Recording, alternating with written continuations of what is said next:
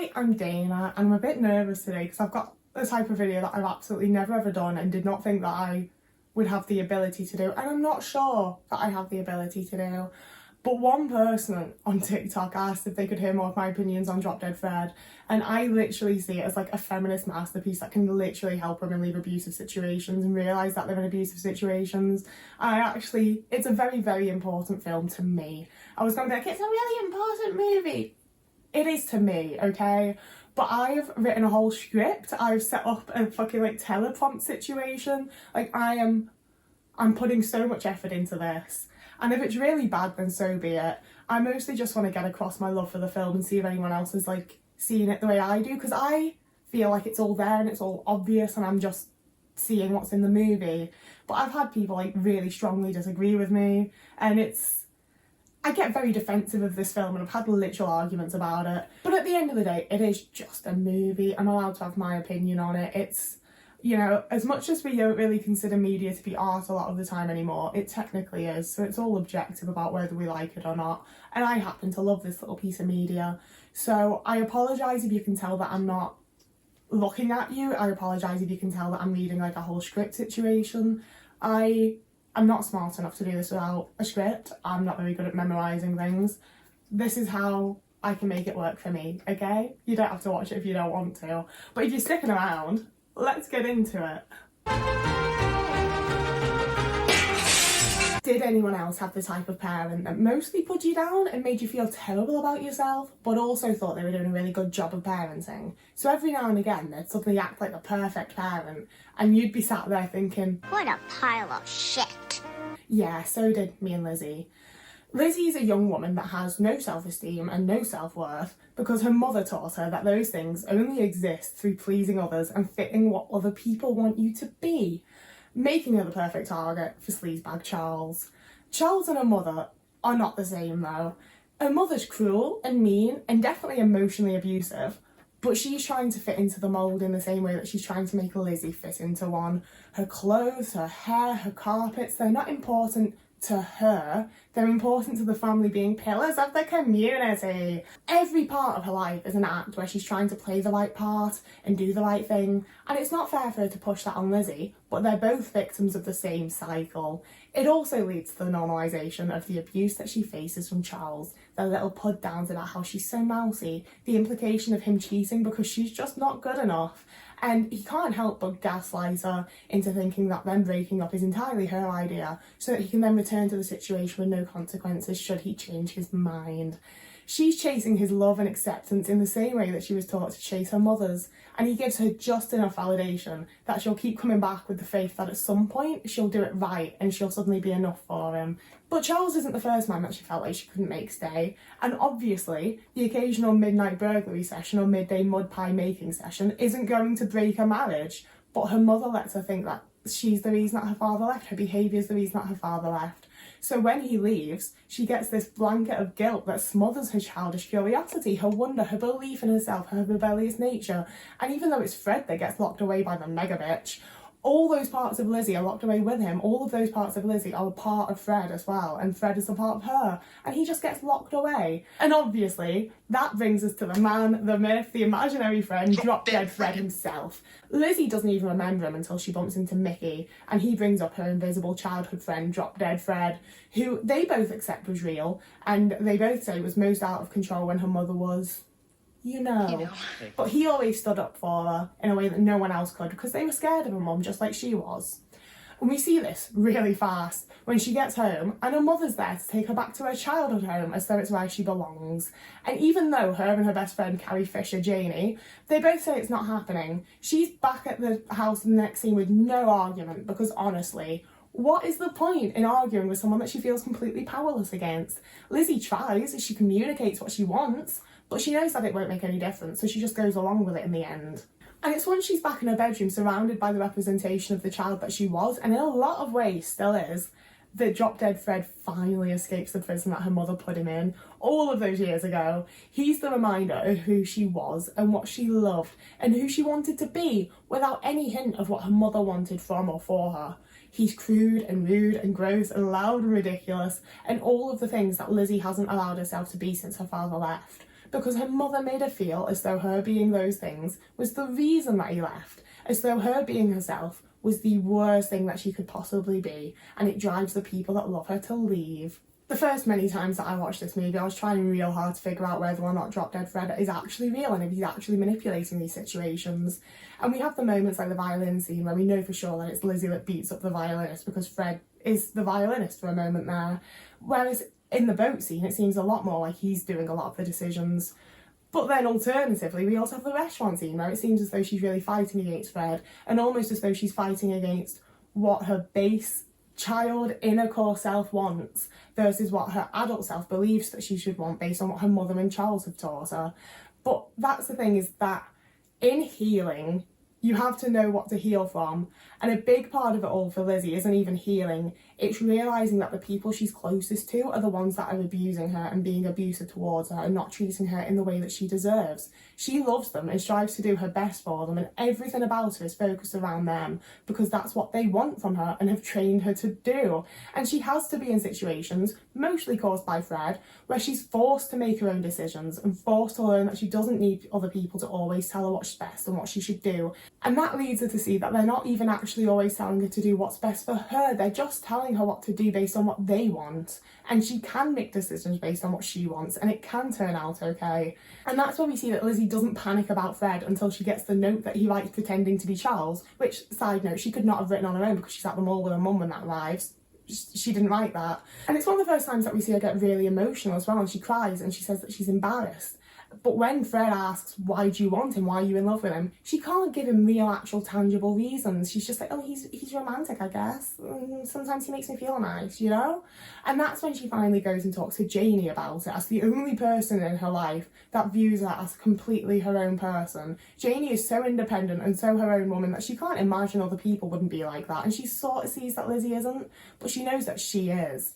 And she sees Lizzy as a complete whole person. And that's why when she's in a place where she's fully accepted, she finally feels able to cut her hair. That's when she's finally in this space where she's completely safe, completely accepted for who she is.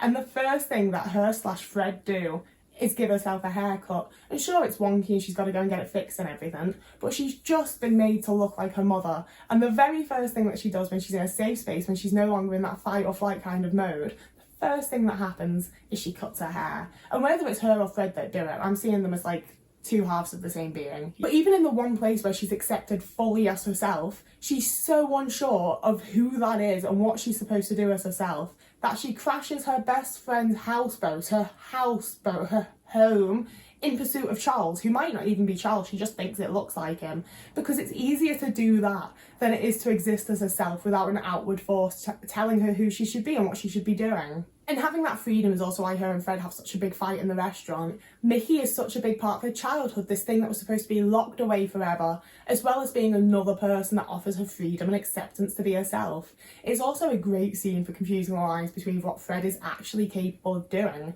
It's one of the only times that any of his actions would be perceived by other characters in the movie, and it's one of the only times that he just physically manipulates Lizzy for the entire scene. So it looks like she's the one doing it, but he could be manipulating her, he could be physically making her do it. Any of the motions in that scene could just be Lizzy losing her mind and doing it herself, but it absolutely also could be that she's being physically manipulated by Drop Dead Fred. We don't know. It's also the first time that her actions inspire confidence and boldness in someone else and inspire Mickey to actually go back into the restaurant they've just been kicked out of to get the dress. And it's the first time that she's acted in that way and not been chastised or punished by someone. But she doesn't even really notice Mickey's reaction because she's way too focused on how other people will perceive her because of how she's been raised by her mother. It's way more important what the local community think than it is how she feels. And that's where we have the lead up to Fred beating up the violinist, because he's really trying to get her to break away from it all and to actually fight to get out from it. So this isn't necessarily supposed to be focused on if Fred's real or not, but I very much see him as a manifestation of Lizzy's inner child. And like I've said, the childhood that she had to lock away once she was purely under her mother's control, and then Charles's influence as well. It's that childhood part of her that's true to herself rather than what her abusers have taught her. He's the part of herself that's breaking away from what she's been taught as the norm and realising that she should be able to set the boundaries and do the things that she wants as well. But talking about abuse real, after Lizzy's little Mulvax moment where she beats up the violinist, her mother takes her to Dr. Ireland, and that's when we get to meet some of the other imaginary friends. And I'm reading into this too deep. I've watched this movie hundreds if not thousands of times, frankly, at this point. I'm reading into it too deep, I know that. But I truly think that the implication is that the children that are in abusive or neglectful situations have to grow up and start protecting themselves really, really fast. And all the childhood whimsy and wonder and curiosity and joy is pushed out, creating their imaginary friends. Their childhood is manifested as a figure outside of themselves to protect them in the way that they need to be but can't do on their own. Imaginary friends are the life and the spirit and the thread of the namby-pamby or whoever else. Yeah. And given the way that Lizzy's life is then put on lockdown as though she is a child again, presumably under Dr. Ireland's orders, and she's instructed to take the green pills, I think the treatment reconnects them as one entity, allowing the imaginary friend to be fully suppressed back into the person that created it, effectively killing the imaginary friend, and making the person easy to manipulate into whatever those around them find to be more societally suitable. Her as a child crying "don't take him away from me" and having her father try to defend her but just give up, saying it's not right, still leaving her there and just letting it all happen, that's the moment that Lizzy lost a little piece of her soul by having Drop Dead Fred be locked away, becoming someone who would be content with a cheating husband who puts them down, a job they don't particularly like but gets them by, and one close friend. And once both her father and her best friend Drop Dead Fred have gone, she just cleans up the cornflakes and writes Fred a letter and realises that she has to do what her mother tells her. Once adult Lizzy realises all that Fred represents, all that she lost through losing him, she's ready to fight back and actually go to the Charlie party. But the situation with the nurse is an escalation of the abuse that her mother usually perpetrates, and it becomes much more obvious to her and she can see that it's abuse that's happening. So she finally finds it in herself to bring back a little bit of life and the spirit and the Fred, but she has to be the one to take the leap. Fred can't break the window to escape, but Lizzy can, and this time it's Lizzy that we hear say that she loves those breaky noises. She's also immediately greeted by Mickey with her dress and a childhood story, both of which remind her that when she makes decisions for herself and does what she wants to do, she has fun, and the people she's around have fun too, when they're the right people. They don't make her feel small and silly for it, they just enjoy being around her. And the Charlie party has another fun little Fred and Lizzy are one and the same moment because they grab the waiter's grape, and we see that it's Fred that grabs it, but it's Lizzy that has it. It's also the childish part of her, aka Fred, that wants to throw herself at Charles, but by this point she knows better and she tries to flee. I always think that I'm reading too deep into a children's movie, but then it has the perfect representation of the abuse pattern of someone not wanting you until you manage to break away from them and start doing better, and then they suddenly come crawling back wanting to get to be a part of your life. And it makes me think that I'm just reading what they wrote, especially given that she starts to give in, almost realises the mistake she's making when he says Annabella's name instead of hers, but he's so quick to gaslight her, and when that doesn't work, he goes back to the abuse tactics of her mother and tries giving her the green pills. We also see their mornings together are completely different than Lizzy was previously imagining them as. Without Fred, she could kill herself into thinking that she was happy and in love and they had this lovely morning routine together, but with him there, it's really obvious to her that her love isn't being returned, and Charles isn't really the type of man that she wants to be with. He's just the type of man that her mother and other people like that approve of. She further gets to gain a little bit of confidence and think that maybe mistakes can turn out to be good things and turn out to be okay, when it turns out that Janie's river condominium has a massive insurance payout and she's actually quite glad that it ended up sinking. But she still goes home to Charles. She unveils the best looking mud pie ever, and he tells her that it's him or Fred, basically saying that she can be herself and behave in the way that she wants, or be with him and behave in the way that he wants. Which I will give, I do feel, is kind of a fair reaction to specifically that mud pie. But this is how that man would react over her buying the wrong brand of milk. It's not like it's specific, is it? She's so lost and tired and exhausted and just done with everything after the whole situation with her mother though. It's easier to just make Charles the fucking dinner salad. Well, he just reassures Annabella that he is her fella, because he's worse than the Mega Beast. The final realisation doesn't come until Fred's on his last legs, and she has to hear from Charles himself how much he's aware of his control over her and how much he uses her trust to his advantage. It's when she's finally able to admit to Fred how scared she is to be alone that they can actually become one, travelling into her subconscious to the creepiest Beetlejuice-esque version of her childhood home, and elements of both abusers exist there. It's her new understanding of the situation and Fred's support that she's finally able to deflate Charles and see him as nothing more than the bit of hot air that he is.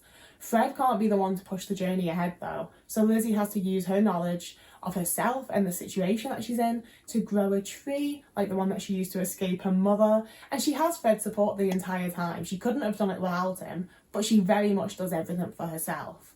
She had to get over her childhood fears of disobeying her mother to open the music box and let Fred out, and that part of her, the Fred part, always knew the magic words, but she has to get past the adulthood fears that she has of disappointing her mother to be able to go in and physically free her own childhood self, her original true self, that had been trapped by all the fears caused by the abusers across her life. She doesn't need Fred anymore because she has herself, and maybe that's all he really was anyway.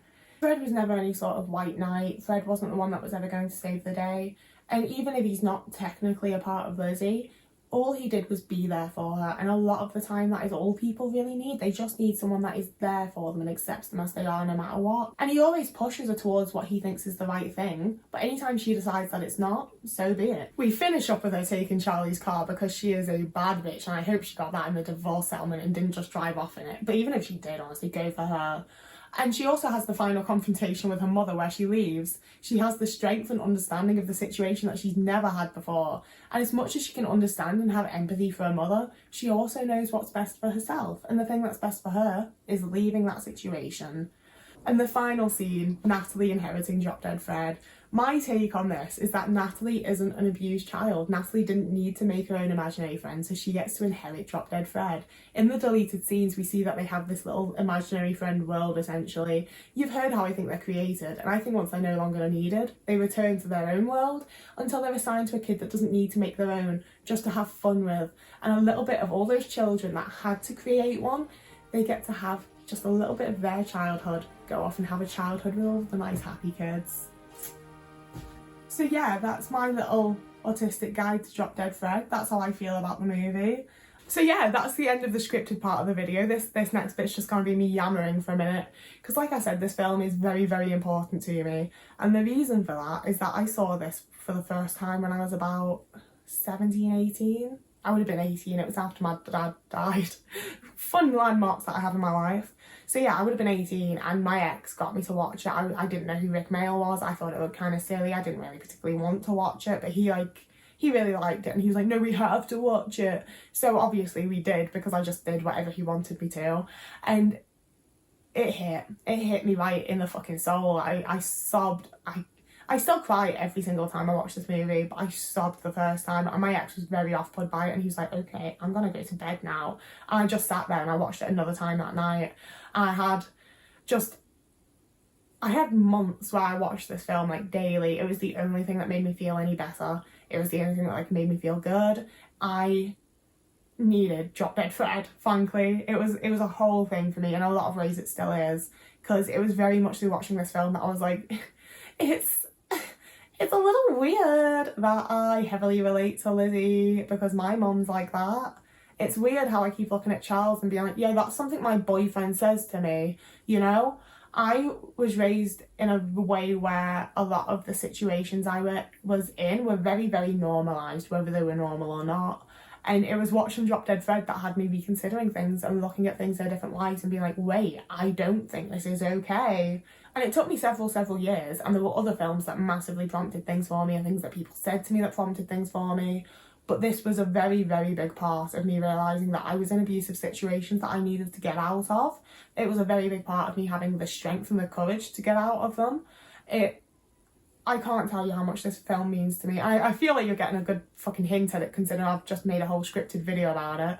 But it's such a beautifully made movie where I feel like it so gently prompted me to realise what was going on without it being traumatising, you know? Like, I had a lot of people that had sat me down and been like, your boyfriend is abusive, and I was like, oh my god, don't be silly. But seeing a character that I really, really adored being treated like that by a man and being able to see my boyfriend in him, that changed things for me. That changed things big time. And just the comfort and the joy that the character of Drop Dead Fred brings is just, there's nothing like it. And like, I love Rick Mail. Like, I've seen nearly enough everything Rick Mail's ever done. I haven't done the Alan Bastard stuff because it's just a little bit too political, and I like political things, but it's political in the 90s where I don't know who any of the people are, I don't get the jokes, I don't know what the fuck's going on.